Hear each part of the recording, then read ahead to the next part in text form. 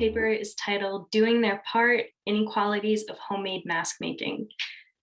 So the proliferation of homemade masks has, of course, emerged during the pandemic, but the gender and race-based inequalities linked to the production of masks have existed for much longer, as I will talk about later. So for this project, I did a discourse analysis of a YouTube video titled DIY Face Mask with Elastic in 10 Minutes Sewing Tutorial. Then I situated this analysis within academic work on mask production and ideologies of authenticity. And lastly, I tie the discourse analysis and this academic research to broader concepts and texts from our class, notably labor in factories, the manufacturing of authenticity, and nation branding and labeling. So for this study, I analyzed the content of the video as well as the comments that were left. Melanie Ham, who uploaded the video in April of 2020, opened by saying that Mayor Garcetti, who is the mayor of Los Angeles, had recently requested that everyone wear masks like these when leaving their homes. And this is the reason why she thought she should share with everyone how to make them. The comments thanked her for making the tutorial simple enough so that anyone could understand. And they also thanked her for doing her part in the community. Overall, I found that homemade mask making is positioned in contrast with mass-produced masks as authentic and doing their part in the community. Uncoincidentally, the producers of homemade masks are often middle-class white women. This stigmatizes the labor of garment workers who are largely undocumented, working-class Asian and Latinx women. Through this process, garment workers' labor is invisibilized in the commodity chain, while homemade mask sewers are thanked for doing their part. At-home mask makers are praised in the media alongside fashion designers and brands who donate PPE to hospitals or communities in need, while the garment workers making the mask themselves or the materials necessary to make masks at home are forced into precarious working conditions where they become much more vulnerable to financial and health-related risks. So the praise for homemade masks, which is supported by neoliberal ideologies of self-sufficiency and personal industry, leaves garment workers whose labor was already exploited and invisible in this process more susceptible to even more social, political, and economic equality on a local and global scale.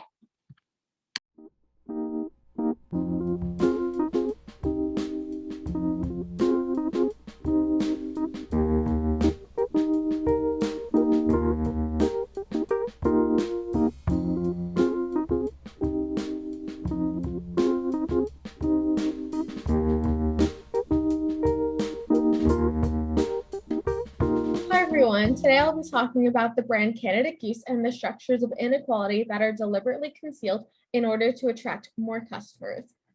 Canada Goose is a Canadian luxury brand that is well known for their iconic winter parka. You may have seen them around campus with their big circle logo and fur-lined hood. What most consumers don't realize is the problematic nature of the manufacturing process. This includes their mismanagement of employees, hostile working environment with monotonous and repetitive actions that lead to bodily injuries, as well as their use of animal products through unethical means and the elitist identity that they perpetuate. Through employee reviews, I've discovered that similar to the Tyson and Meteor workspaces, at the Canada Goose factory, workers are expected to be bodies of discipline despite their ill-trained management since they are kept under careful watch. They also describe the company culture as toxic and full of problems with other manufacturing structures, such as late and faulty shipments and low inventory. These issues lead to more labor and stress being placed on workers for no more compensation so that the company can make more money. In addition to this, Canada Goose continues to use animal products that have been unethically obtained.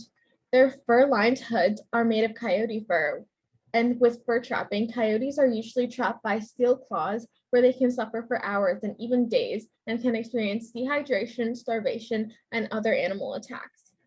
While they have announced in 2022 they won't be buying new fur from these suppliers, the company continues to use geese feathers from Feather Industries, where the geese are sent to slaughterhouses, hung upside down, stunned, and their throats are slit, all for the down for insulating their jackets. Additionally, the brand has become synonymous with wealth due to their high prices. Because it's now a status symbol, individuals have been targeted for robberies because of their jackets, and high school has even had to ban the jackets to prevent lower income students from being bullied. The CEO has said that those who have the jackets and display the logo are a part of an exclusive club for those who can afford the parkas. To further demonstrate this idea of socioeconomic identity being created and maintained, the brand has had numerous lawsuits against other companies to maintain their targeted demographic of wealthy individuals, because if those who can't afford the jackets buy counterfeits and even slightly appears to be a part of this elite club, this will deter customers who are looking for the exclusivity of the brand. Overall, due to the brand's controversies of hostile working environments, poor management conditions, and manufacturing structures, animal cruelty, and inequality through identity-based socioeconomic structures, consumers should rethink buying Canada Goose Parkers and supporting these structures of inequality. Thank you.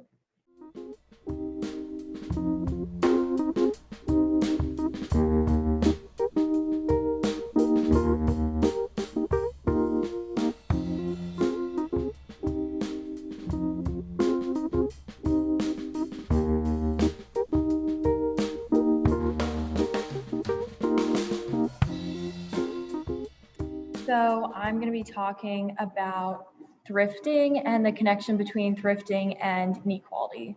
So thrifting began as a cheaper alternative to buying clothes. So instead of buying new clothes that were usually expensive, people were able to buy used clothes at cheaper prices. So thrifting was typically done by people of lower income and socioeconomic status who could not afford to buy a lot of new clothes.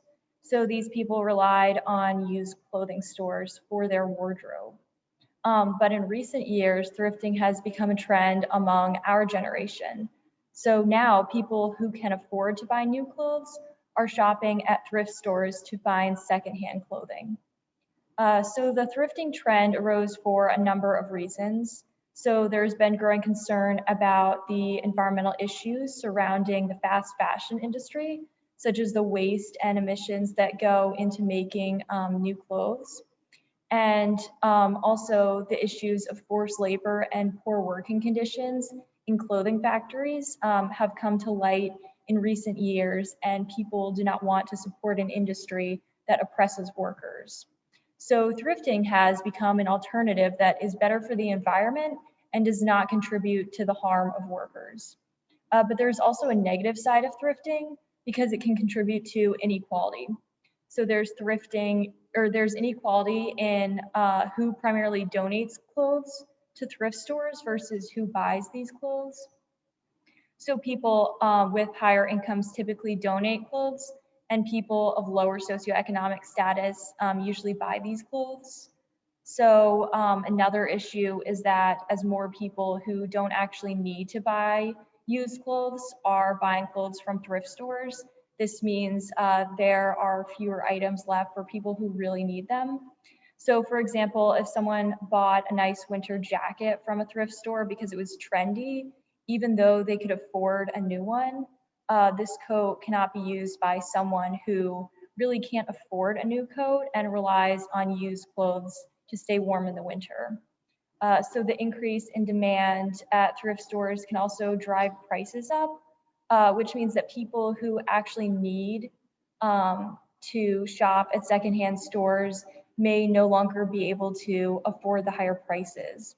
So also middle and upper class shoppers at thrift stores may be looking for vintage and unique items that they can resell for higher prices, which is once again taking these items away from people who really need them. So overall, thrifting is a trade-off. It's better for the environment, but can exacerbate some of the inequalities present in society.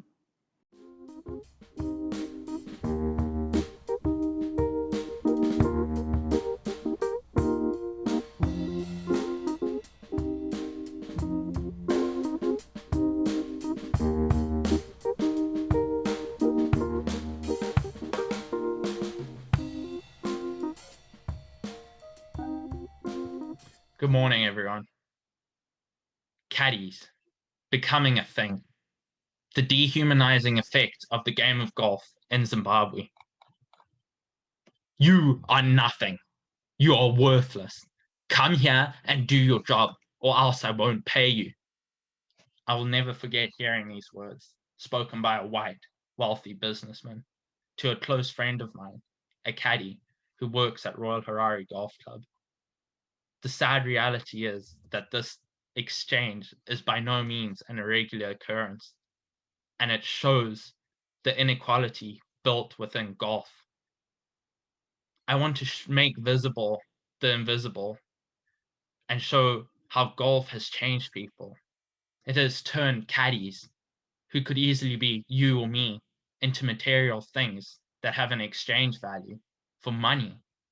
To me, this is fundamentally wrong.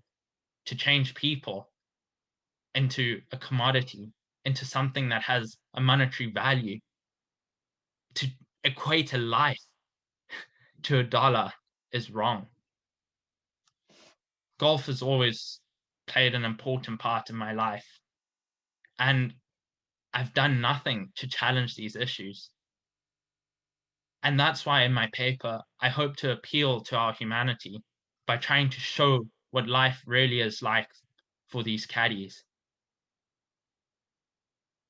Life, spending over 12 hours a day, arriving at 6 a.m. in the morning at the golf course to potentially carry someone's bag for 15 US dollars a day.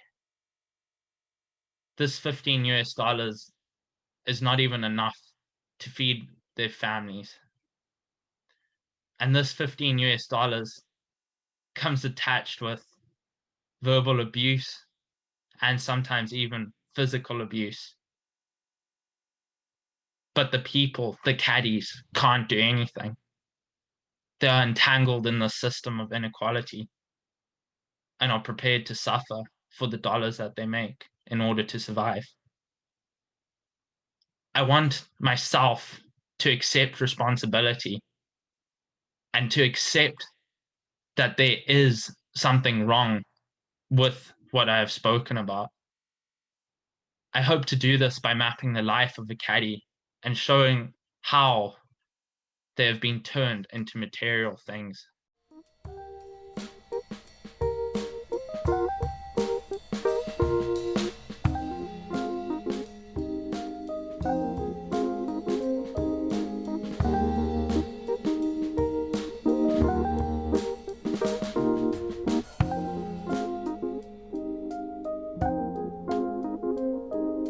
If someone was asked where the diamond in their ring was from, they'd probably mention the corner jewelry store where they originally got the whole ring. Very few people could tell you where their diamond was originally sourced from. This is no coincidence. The diamond market works very hard to hide the realities of their production industry because it is one filled with conflict and bad blood. Dating back to the late 1800s, when the first diamonds were discovered in Africa, the industry has had a steel grip on the native workers' lifestyles and the narratives being pushed to the international public. To understand the inequalities that still exist today, the history of the diamond market has to be discussed. In my paper, I talk about the hopeful beginning of the West African diamond rush and the development of the so-called resource curse, an incident where a natural resource that should have been an economic blessing to a community instead backfires and turns into a source of conflict. Sierra Leone faces some of the worst repercussions of corporate greed and the resource curse. Their struggles invoked an 11-year civil war, where rebels tore apart families, maimed anyone who tried to resist, and enlisted child workers in the mines. Also complicit in the fighting was the Sierra Leone government, which was, and still is, corrupt and actively allows their citizens to struggle in the name of diamond wealth. The attention on Sierra Leone slowly drifted away after the war was over, and the lasting effects are rarely talked about now in mainstream media. Diamond companies were all too eager to put the past behind them and move forward with happy, every kiss begins with K commercial jingles.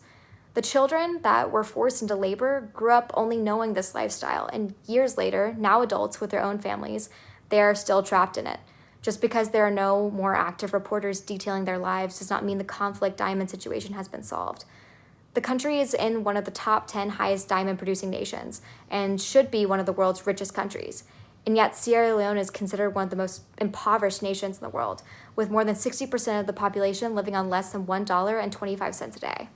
The institutions in place allow the government to rob their own people of basic privileges and human rights, while wealthy buyers across the ocean reap the benefits of Sierra Leone's forced silence and contribute to hiding the mistreatment from the industry.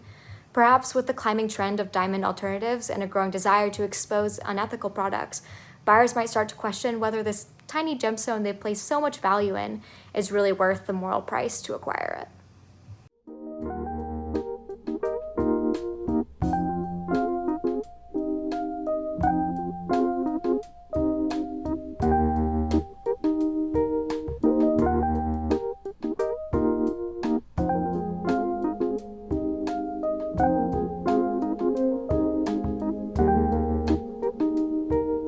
Hi, I'm Delia Hoyt. In anthropology, finding something universal among all people poses a challenge. Among the few things that qualify is music. Every known culture, past and present, has had some form of music. While we can't make any conclusions about singing from the past, as vocal performances don't leave archaeological evidence, we can gain insight on the use of musical instruments.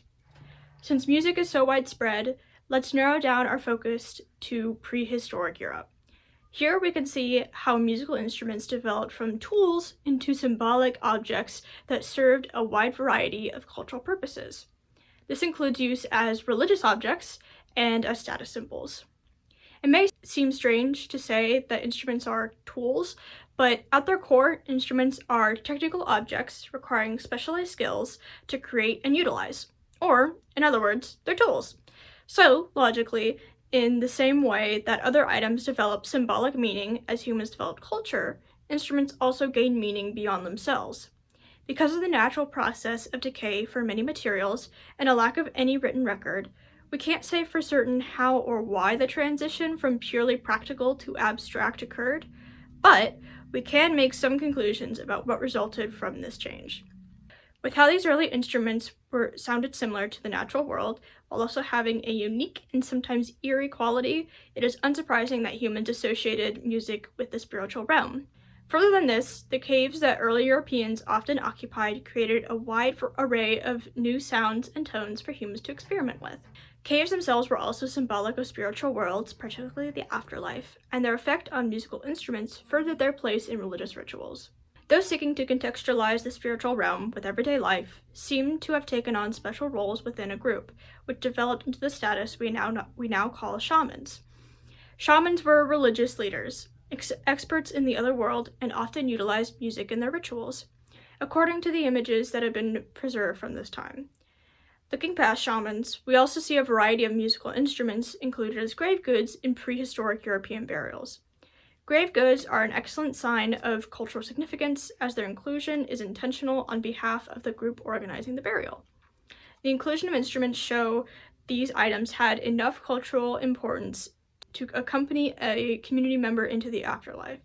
Some of these instruments were deliberately broken before burial, again showing ritual significance, as well as indicating the importance of the relationship between instrument and individual. If it's broken, no one else can play it. Some instruments were also of particularly high quality. At times, these instruments showed no wear from being used.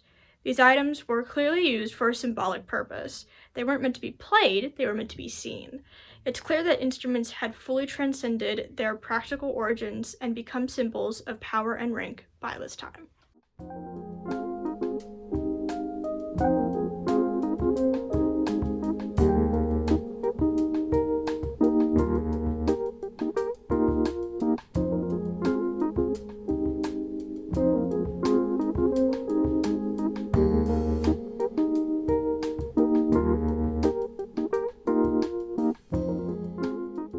The color of one's skin should not be a death sentence. A hospital should be a place you can be confident you will get the help you need. Unfortunately, neither of these sentences are true for Black people in America. In the past year, with severe cases of police brutality and disproportionate COVID deaths have shown us that. Black people are 2.8 times more likely to be hospitalized with COVID. They also have significantly higher rates of cancer, stroke, heart disease, and other severe illnesses, but are less likely to receive surgery, diagnostic tests, and preventative procedures, even if their diagnosis, symptoms, and insurance are the same as their white counterparts. Because of the lack of preventative measures, many Black people's illnesses are not detected until it is too late, until it is fatal. The history behind racial inequalities in healthcare is extensive. but a good place to start is the Emancipation Proclamation. Around 4 million people were freed, but they were thrust into a world with nothing for them. No shelter, no resources, and no one looking out for them. This forced them to live in poor conditions and close quarters, and sickness spread quickly. Ex-slaves were dying in high numbers. The government instituted the Freedmen's Bureau to help, but did not provide enough doctors or supplies. Thus, Black people continued dying, and white people saw this as proof that they were ill-suited for freedom. The Hill-Burton Act was passed to provide federal funding to hospitals, but it allowed for separate but equal provisions, of which the separate Black and white wards were never equal, and Black patients continued to be the last priority for hospitals. This separation of patients by race continued for many years, but even after desegregation, unequal treatment is still a large problem. The current causes of this issue are multifaceted.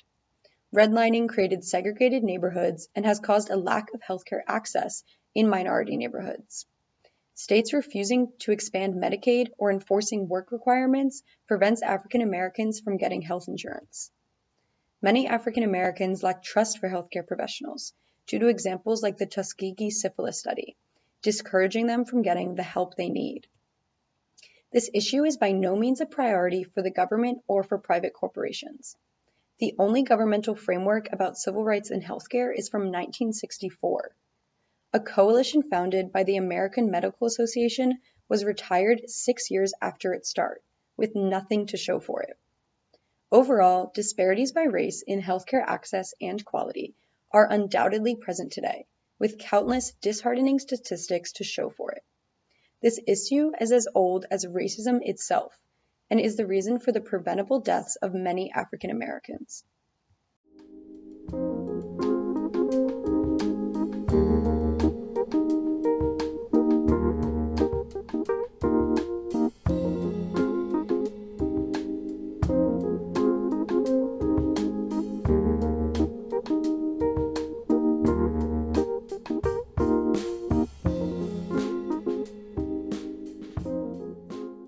In 1990, Congress passed the Native American Graves Protection and Repatriation Act, commonly known as NAGPRA.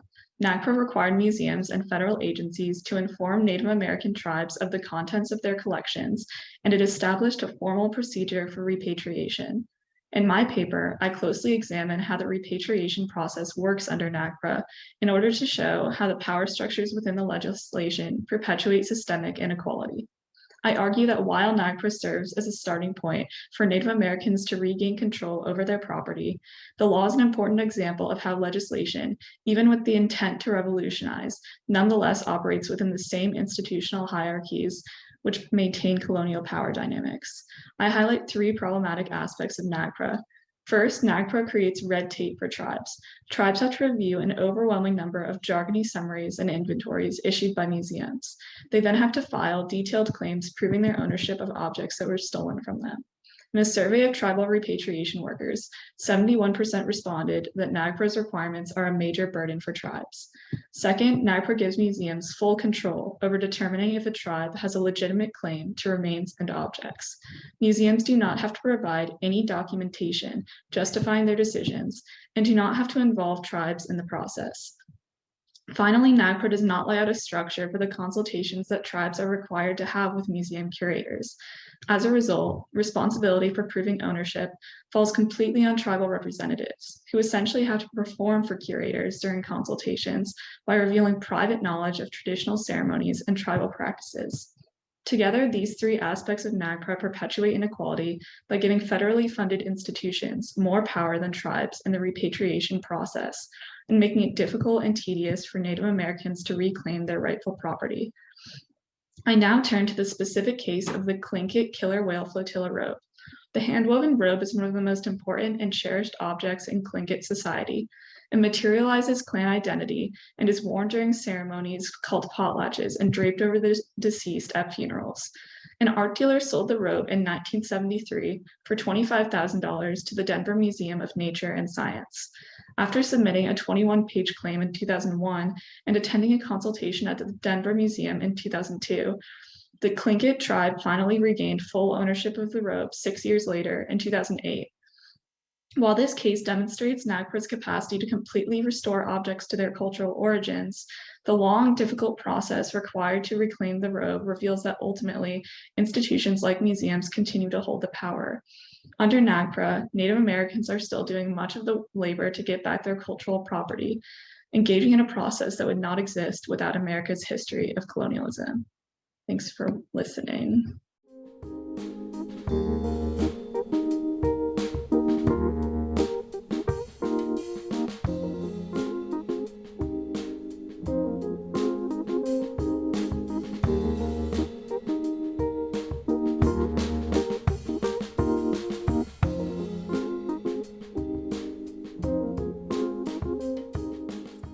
All aboard on the plane to study abroad. I'm your pilot, Hannah, and I'll be discussing the inequality within study abroad in higher education with a focus on the inequality in Europe and in America. Study abroad is an invaluable experience for students to expand on their horizons and have an immersive educational experience. As seen in this slide, study abroad doesn't only allow students to have a cultural experience, but it also helps because of the nature of the job market. In an increasingly globalized world, international experience is becoming more sought after by employers and can help students have a competitive edge over their peers. Therefore, this experience has been known to be formative in the past, is becoming increasingly more important. Because people know of these benefits, universities and countries have created programs such as Erasmus to encourage study abroad. Despite the benefits of study abroad, there are various inequalities and bottlenecks that exist within study abroad. An experience that is supposed to benefit students is not representative of all students and often excludes underrepresented communities. The typical study abroad population in both the US and Europe consists of students who are white, affluent, and from upper middle class families. Bottlenecks exist within study abroad. There are a variety of factors that act as a constriction point in the process of studying abroad. As seen in this chart, race, socioeconomic status, family background, and support from families are also some factors that come into play when deciding to participate in study abroad. The students who end up not participating usually do wish to study abroad, but there are institutional barriers that prevent them from doing so. It appears that a variety of institutions have attempted to remove some bottlenecks and inequalities in study abroad. In response to the lack of institutional support, Erasmus has been making an active effort to reach out to more students. However, these efforts are insufficient because they do not provide substantial support for underprivileged students, which encourages them to further not study abroad. When students of higher socioeconomic status and privilege are the ones who have the resources and social connections to study abroad, students who don't have this privilege are unable to participate to the full degree. In this context, the more connections that you have, the better off you are, because you are aware of the ins and outs to study abroad. The social connections are valuable because they allow for more opportunities and access, and it becomes a material thing that money cannot buy. Another material fact that exists is housing, transportation, and passports. When certain students are unable to have access to these items, they are unable to participate, which further perpetuates inequality in higher education and the job market as a whole. The social structures that exist within study abroad continue to support the rich while hurting the underprivileged who are unable to participate in these experiences. Study abroad must be a more equitable experience for all.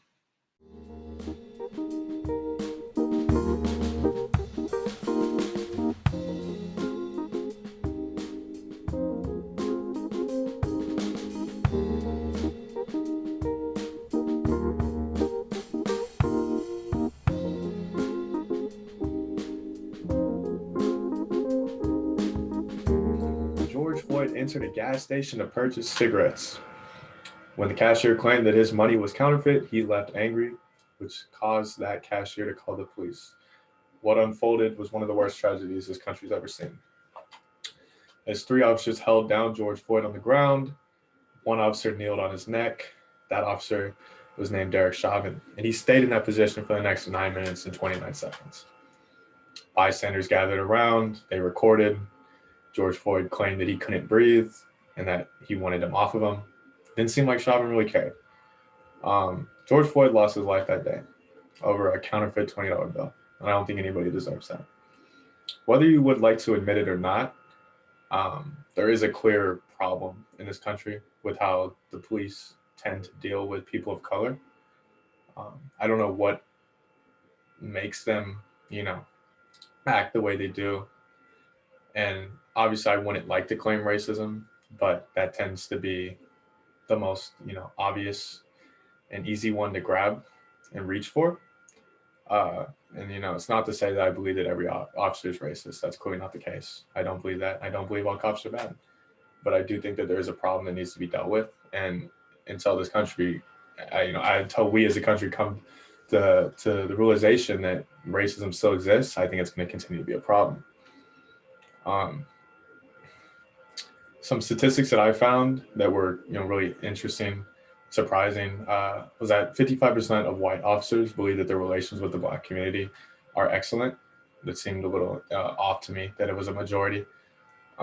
Given that 86% of all officers claim that the recent killings have made their jobs harder, and 75% have claimed that their tensions between them and Blacks have increased and not in a good direction.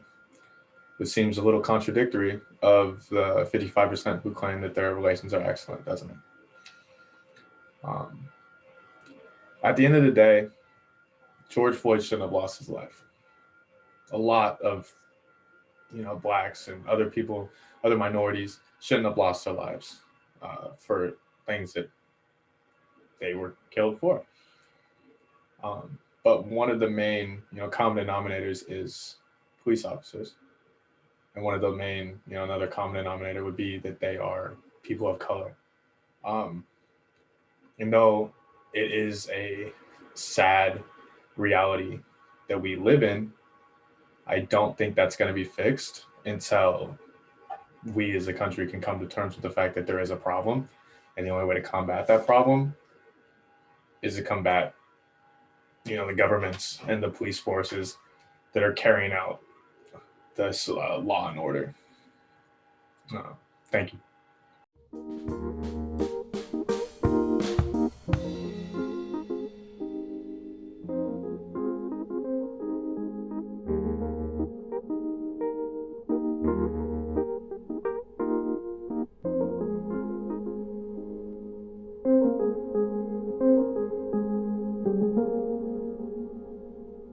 I loved Nike ads. The strong female athletes and the popular Just Do It slogan had me hooked. But Nike's infamous sweatshop scandals always lingered in the back of my mind. So I wanted to know, just how deep did this problem run? The reality is that the roots of the sneaker market's inequality are a part of what make Nike's ads so captivating. Activewear was born from sports, so sneakers come from a place where women's work already isn't valued equally. Add on that companies feel they need to compensate for the idea that shopping is feminine, with a wider range of designs for men, and girls are looking for any connection to a brand. And Nike gives it to them. Women in the US are encouraged to perform their best, but for women in Nike's South Asian factories, it's a different story. From Nike's own reports and interviews conducted by journalists, it's clear that female factory workers face consistent verbal and physical abuse, are disciplined through an unrealistic schedule, and can face damaging pay penalties for anything from sitting down to a manufacturing mistake. Not only is Nike still contending with appalling working conditions, but worker exploitation is at the center of their business model. Nike, since its founding, has outsourced production to South Asia to keep prices low, so they don't actually own any of the facilities making their shoes. It's a model based in globalization. Not only are Nike products sold internationally, but this outsourcing model works precisely because the boom of the global market has allowed for the perpetuation of problematic practices in the name of good business. Not to mention that by using independent factories, Nike has put one more link in their chain of dependency, distancing the final product from factory abuses, even if only slightly. And truth be told, it works. The sneaker industry is a monster. It was worth $21 billion in 2017, and trends show it's only growing, especially for big brands whose logos, like the signature Nike swoosh, have become recognizable signs of wealth. But it's all deeply hypocritical. The best example is probably the Girl Effect campaign, an organization created by Nike in the midst of a worker exploitation PR crisis. The logic of the program is that girls, specifically, are an economic solution for impoverished areas of the global south. The idea is that girls over boys invest money back into their families, therefore lifting entire communities out of poverty. It's deeply rooted in the ideas of political economy, not only in the ways in which it views financial literacy as liberating, but in the fact that it has been endorsed by the United Nations, a government body giving a private corporation enormous power. Educating and empowering young girls is important, but if Nike believes in the economic power of women, why are they not paying South Asian factory workers a living wage?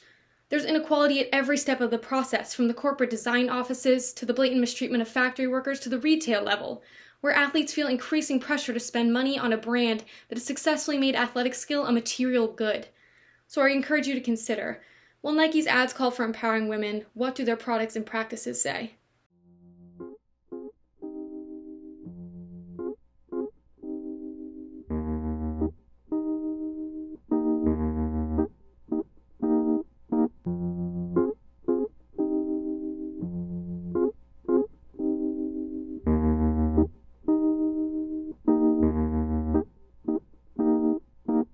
Sand. The tiny grains that get in your swimsuit at the beach are in everything humans use.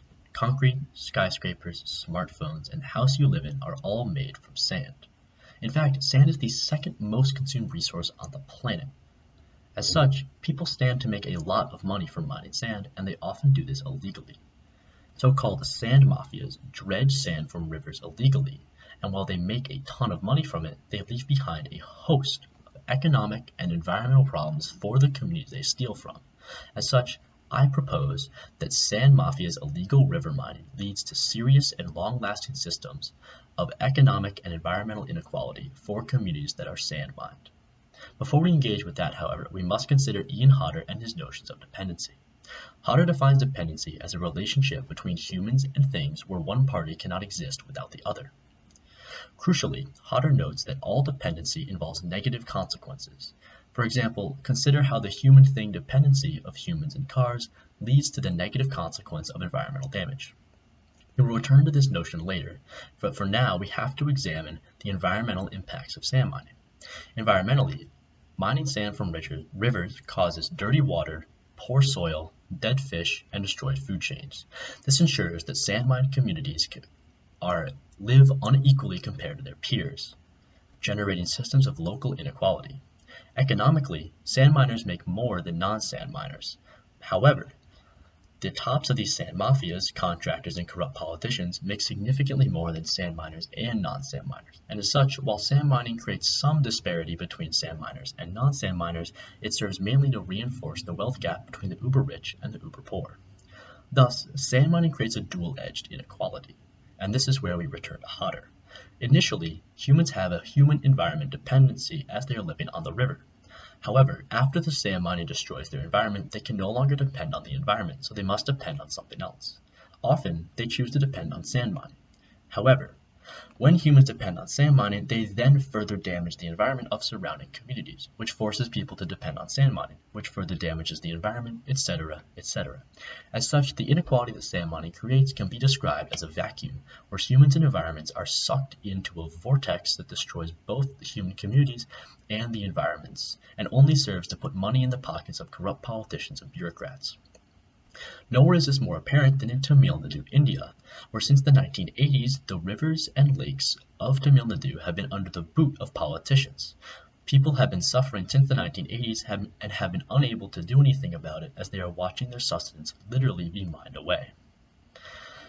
Overall, sand mining creates serious systems of economic and environmental inequality, and it is crazy to think how this tiny little grain causes such a huge impact.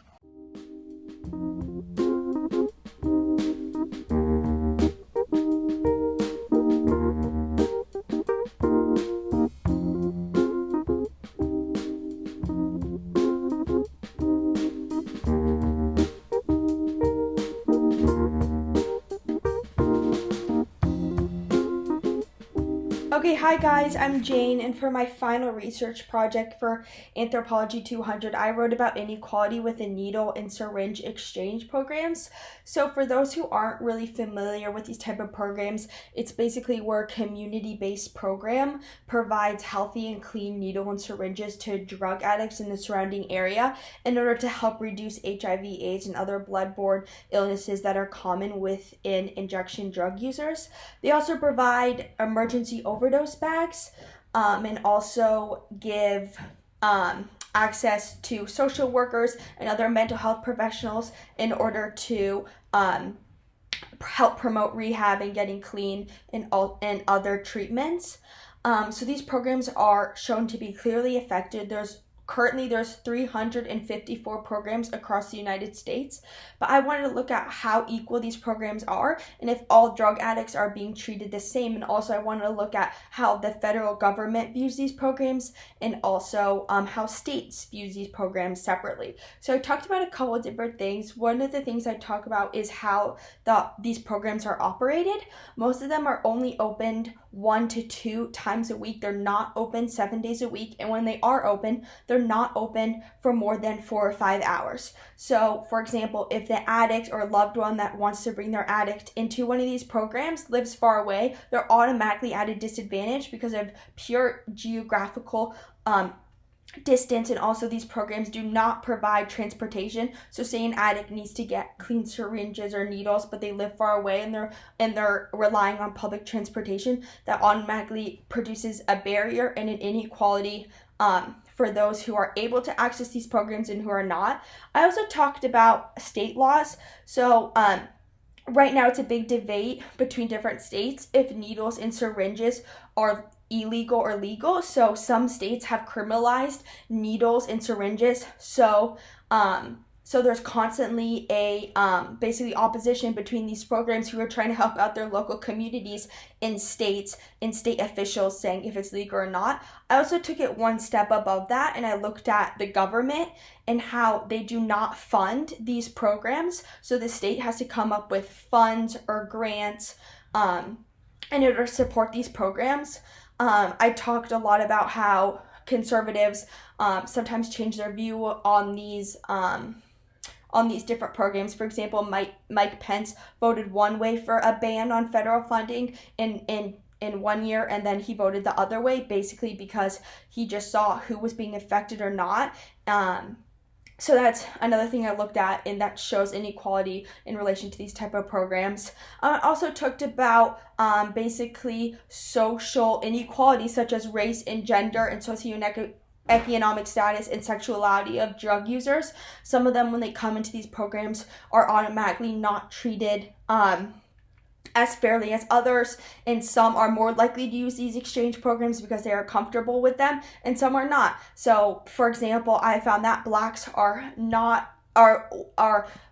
less likely to use these programs as whites because of the social structural inequality within the United States today, and they don't feel comfortable going to the United States. So that's just a brief overview of what I talked about in my paper. I hope this was helpful, and it was a really interesting topic, so I encourage people to do their own research on this topic as well. Thanks!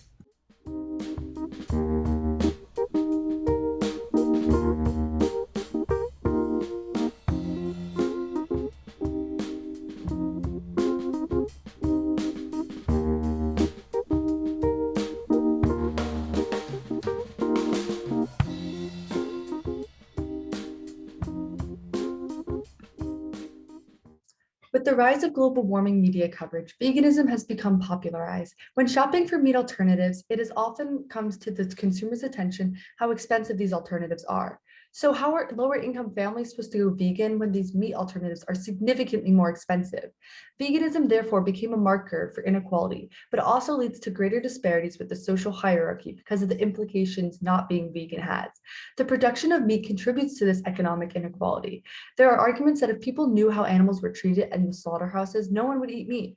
While the invisible relationship of production exists, it has become more visible with this media coverage. Since people are aware and people still eat meat, this invisible relationship is not the reasoning behind why people still eat meat. There must be other factors. For instance, people with lower socioeconomic status cannot afford to buy these meat alternatives because meat from slaughterhouses are less expensive as they are mass produced and produced with little costs.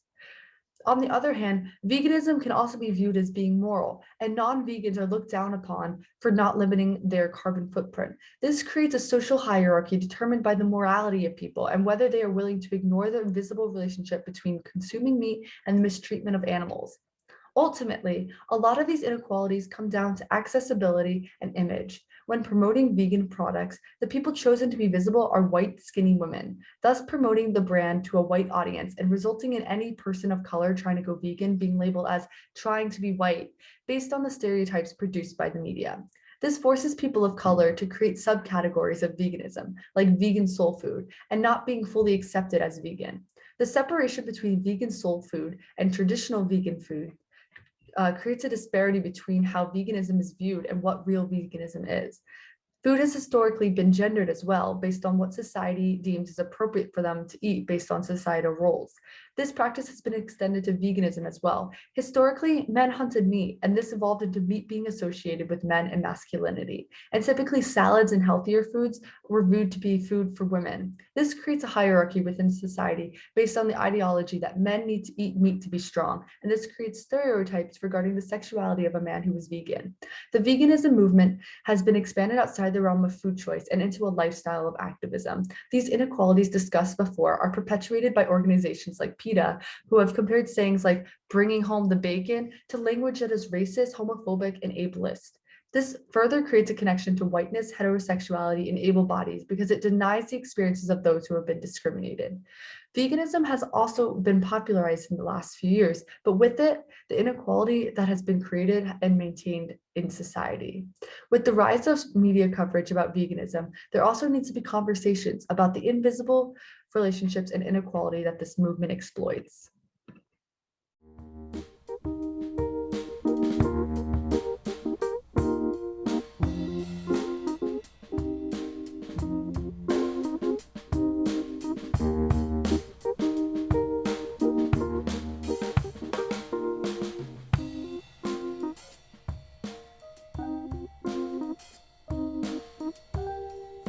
Hi everyone. So for my final project, I decided to look at the way fast fashion has both environmental and social repercussions. And so fast fashion is becoming the new norm within the fashion industry as we decrease manufacturing time and trends continue to change rapidly. And so to keep up with these fast changing trends, many new and affordable and trendy companies have emerged. However, alongside these emerging companies, like there is a rise in consumer awareness of the importance of sustainability. And so H&M is one of these rising companies that claim to be both fashionable, affordable, while also being sustainable. But for this project, I decided to look at are they really? Because it's very hard to trust that a company is sustainable just because it says it is. And so the way I approached this project is I took their most recent sustainability report, which they provide for free on their website. And within the sustainability report, they have information on things such as water contamination, their microplastic and microfibers, and what they're doing to like mitigate their usage and like pollution into local water sources, as well as like using more environmentally friendly materials instead of microfibers. And so I cross-referenced the information that they gave us with the well-documented environmental impacts of the fashion industry, because we know that things like jeans and cotton production are like very harmful for the environment. And as well as like the environmental impacts, they also have information of like the social impacts, which are things such as like wage and insufficient pay for their sourced workers. And so I also was like looking at the amount of workplace complaints, because they claim to have like very low amount of complaints, but this isn't really a solid indication that workers are not being harassed or mistreated, because we know that management often put up fake front for expectors. So I'm not saying like it's easy to fake that like you are sustainable and ethical, but it isn't very difficult, especially when you have so much money. And as we saw in the class, like, in the ethnographies that we read, the people are being mistreated, and even though like companies are claiming that they are doing what they can to combat these issues, like we're seeing that that's not really true. So just to conclude, there is no actual way to trust that H&M is as sustainable and ethical as they claim to be, and unfortunately their report is contradictory to what we already know based on other research and ethnography of work conditions, because at the end of the day, H&M is a business and there can be no ethical consumption under capitalism. Thank you.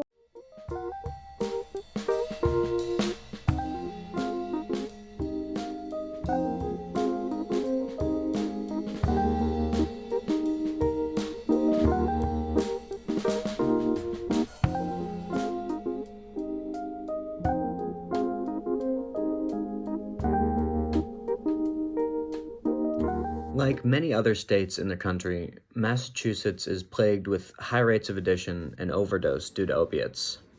To reduce the rampant addiction on the eastern seaboard to a mere lifestyle choice massively undermines the socioeconomic factors that play a role in the spread of this disease.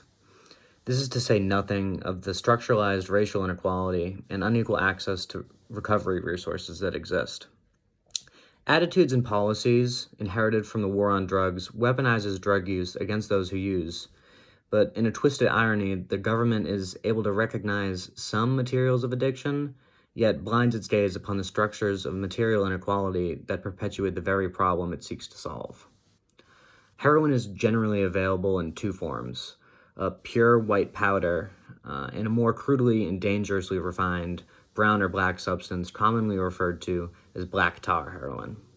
Just as pharmaceuticals are more safely regulated and more expensive than street drugs, white heroin shares similar properties.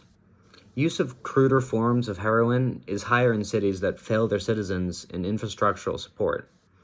The dangers of disease from needles pressure both healthcare and housing infrastructure systems that are already at their limit. There are only 10 clean injection sites in Massachusetts, and yet this number puts other states to shame.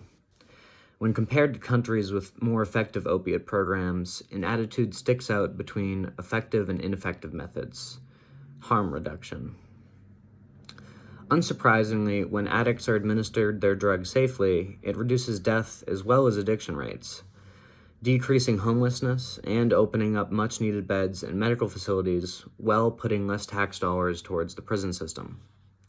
And though a start has been made, it's only by meeting the material needs that addicts have and leveling the playing field of inequality that addiction can begin to be treated in our society. It's not only the drugs themselves as materials that must be considered when we consider this addiction issue. Though access to clean drugs is instrumental in keeping individuals alive and safe, it's also the access to other drug-related materials that come with it that pose danger. Yet, it's the access to material inequality in general that perpetuates these issues. When addicts are in safer living situations, able to put food on their table, sustain their way of life, and afford the drug that they need to survive, they no longer tend to resort to crime. They no longer tend to die of overdose, and they no longer take away much needed time and effort from the infrastructure and resources that communities have to offer.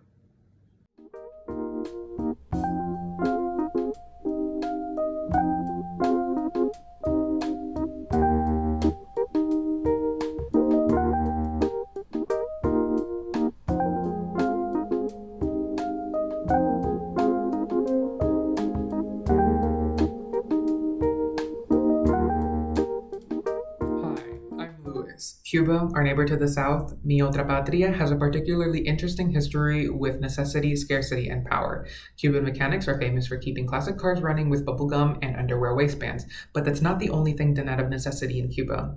This organic, all-natural consumption phenomenon the developed world is going through right now is something Cuba went through roughly 3 decades ago. In the 1990s, Cuba built dozens and dozens of dams and hydroelectric plants across the country. They began mass efforts to shift from artificial fertilizer to organic compost made from manure and food waste. They abandoned imported chemical pesticides and began implementing organic methods of pest control, including fermented tobacco water to kill insect larvae, processed cucumber juice for aphids and beetles, and they even started using pheromones from female bugs to trap and kill male insects. They lessened their reliance on electricity by reverting to charcoal stoves for cooking. They even brought back windmills to power turbines to pump water and irrigate fields. People reduced their use of mass-produced goods like soaps, detergents, toothpaste, and disinfectants. Cottage industries like handmade clothing came back into fashion. Even in urban settings, people kept herb gardens and chickens. They even reduced their use of polluting diesel trucks and tractors, harvesters, and replaced them with a government program that provided oxen as draft animals. But what could have awoken Cuba to trends of sustainability and environmental and consumer consciousness the rest of the world is only seeing 30 years later? The answer is necessity. They didn't do it because they wanted to, they did it because they had to. The US blockade on Cuba meant that it couldn't trade with its former overseer and anyone who wanted to trade with America. But that wasn't too much of a problem for Cuba since the Second World accepted it with open arms. That is, until the Soviet Union collapsed. The mutual trade relationship between Cuba and the USSR disappeared in a matter of weeks, and Cuba was left alone, a pariah state, at what felt like the edge of the world. Things had to change. Cuba's economy, based on sugar exports, was flipped on its head. They had no one to export sugar to and no one to buy other goods from. There were no new machines to harvest, no oil to power them and the country. They had refineries, but no oil to refine. Mass-produced chemical fertilizers and pesticides disappeared. A nation was put in crisis, and in the words of Castro himself, solitos, little us, left alone. But this would not be the end of a revolution. Some people stole, bribed, and hoarded, but the mass of people did what they could to stay afloat and alive. The Cuban culture of sustainability was not a trend that came about from a scary book about pesticides or the craze for environmentalism brought on by celebrity PR teams all choosing to make their clients drive hybrids in front of paparazzi. Cuba hit the wall we all fear is coming with climate change, and its impact on Cuban culture is still here today. The special period, as it is known, serves many lessons about the nature of the relationship between stuff, confidence, reliance, idealism, and human grit. And it is a story we ought to study when facing our global future.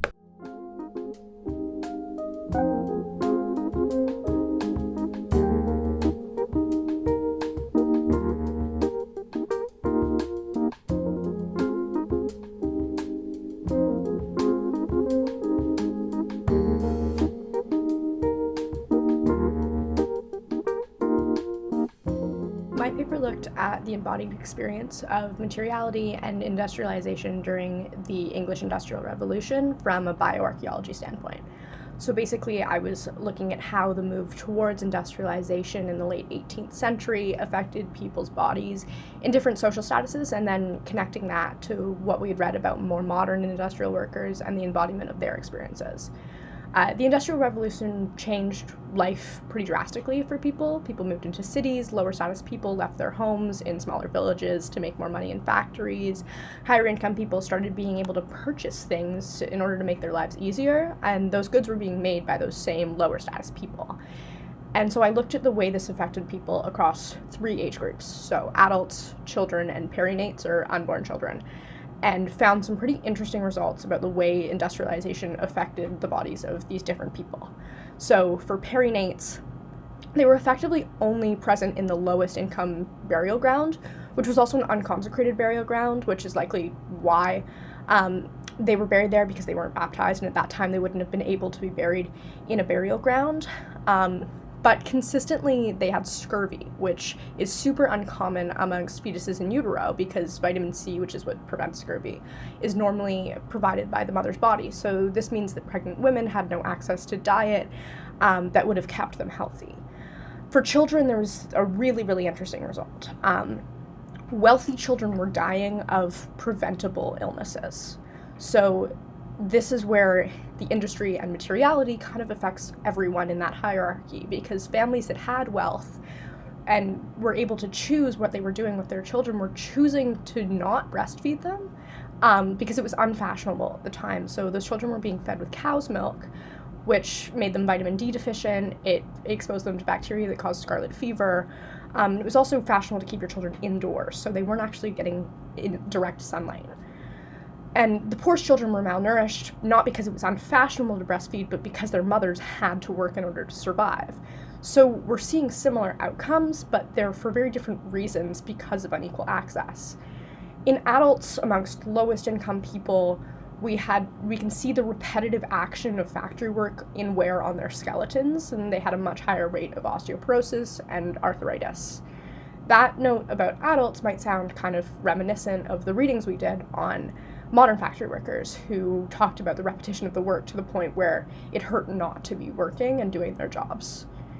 In sum, the Industrial Revolution kind of brought about an increased reliance on material that affected people at different points in the social hierarchy unequally, and that continues to persist in our own industrial environment today.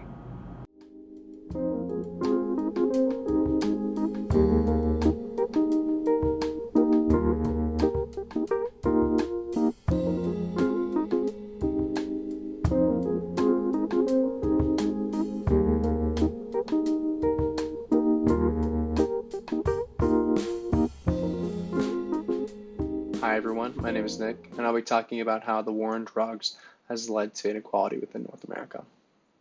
The war on drugs through militarization has had a significant role in the perpetuation of inequality within North America. The addition of material resources of militarization has progressed the structural hierarchies between officers and Black and Latinx communities. The mass incarceration of young African American and Latinx individuals has led to further investigation into what structural systems are biased. One practice which is frequently criticized is hotspot policing.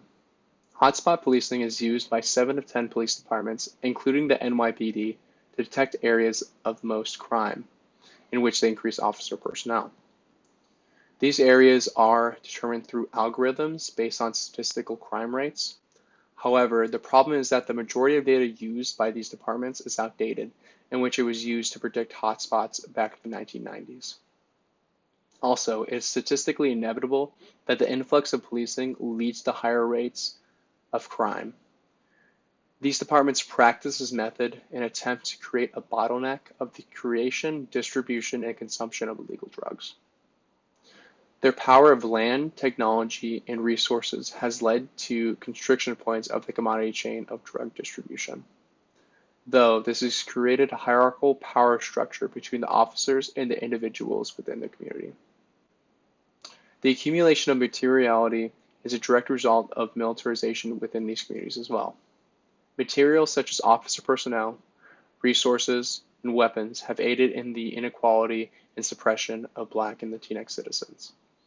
These practices are reinforced by legislation rooted in institutional racism and white supremacy. This results in a cycle of over-policing and mass incarceration, leading to inequality. The war on drugs also disproportionately affects women of color.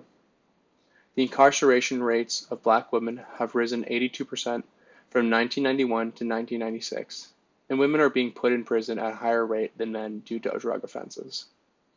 Women are also affected outside the United States, where indigenous women are subjected to abuse within regions of Mexico.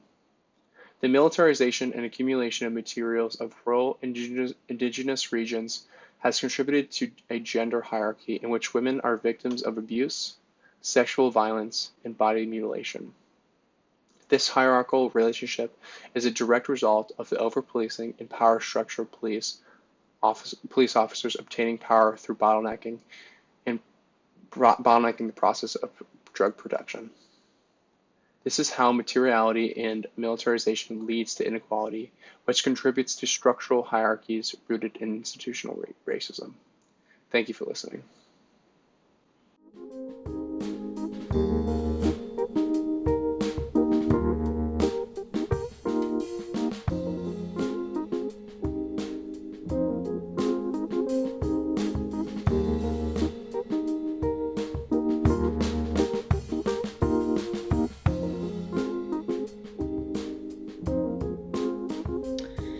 For my final project, I looked into examining the academic inequality seen in American public schools through the material distribution of textbooks and workbook materials. I wanted to understand how one could track academic achievement and progress, teacher achievements and hiring, and future job employments for students. I looked specifically into California schools in which there was high stakes for testing protocols. I found that students in lower income communities often had less funding, which meant that adequate textbook materials were not provided. Therefore, statistically shown, students in lower income communities were performing exponentially lower on academic testing. I also looked into employment of teachers and how textbook materials performs a trickle-down effect of performance. Lower educated and less adequately trained teachers were often performing less in the classrooms, which also meant that they required more reliance on textbooks, which they were not receiving enough funding for. Many teachers stated that in lower income classrooms, they were having to pay lots more money out of pocket to provide their students with adequate educational materials. I also understood that this trickle-down effect is also negatively impacting lower-income students because they are not receiving the funding for textbooks, they are not being adequately prepared for college-level education, and therefore they are not receiving as high employment rates. Throughout this final project, it was interesting to understand how lower-income communities, although federal funding is provided in all public schools, lower-income communities are not receiving the adequate textbook materials and supplies that they are needed.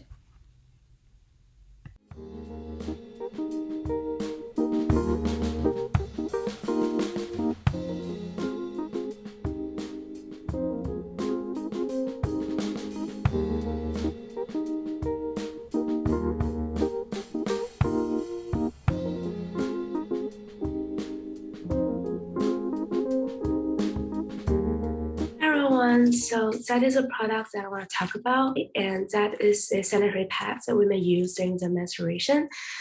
So first, there's a really simple question to ask to our girls here. Like, have you ever tried to hide your sanitary pads and menstruation from others?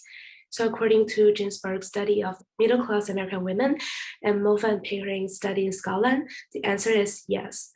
So women tend to follow this menstrual etiquette in which they're trying to hide their menstrual products and avoid direct public discourse of their menstruation.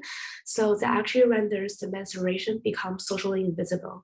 And that is the main takeaway from my paper, is that this social invisibility always creates a gender-based inequality in terms of menstruation. And also when we examine other power structures, the social inequality always lies in the invisibility of things. So the act of women hiding their sanitary products conceals their menstruation from others, which further renders women's normal sexuological cycle and their needs ignorable. So women are expected to manage and internalize their menstruation by themselves, thus a community is silenced. So another similar power structure can be reflected by Nice and Strickler's studies on factory workers. So when we consume products, the made in sign is visible, telling us the origin of the product, whereas the production line and workers' oppressive routine remains invisible. So within this power structure, the bottom workers' self-regulation and productivity under oppressive work conditions are considered necessary to ensure the normal production of goods. So as Foucault argues that individuals internalize the views of the powerful and assume this their sole responsibility for self-regulating, they are forced to allow the automatic function of an existing power structure, and thus this forced invisibilities imbues them with a global system of inequality.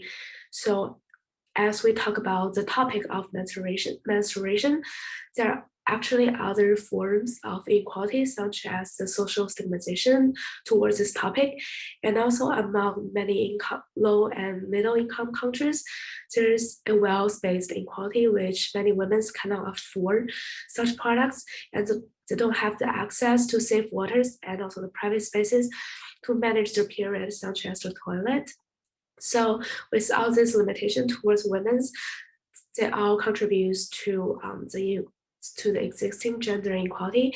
But personally, I consider the social invisibility as the deepest roots and the trigger of the gender inequality.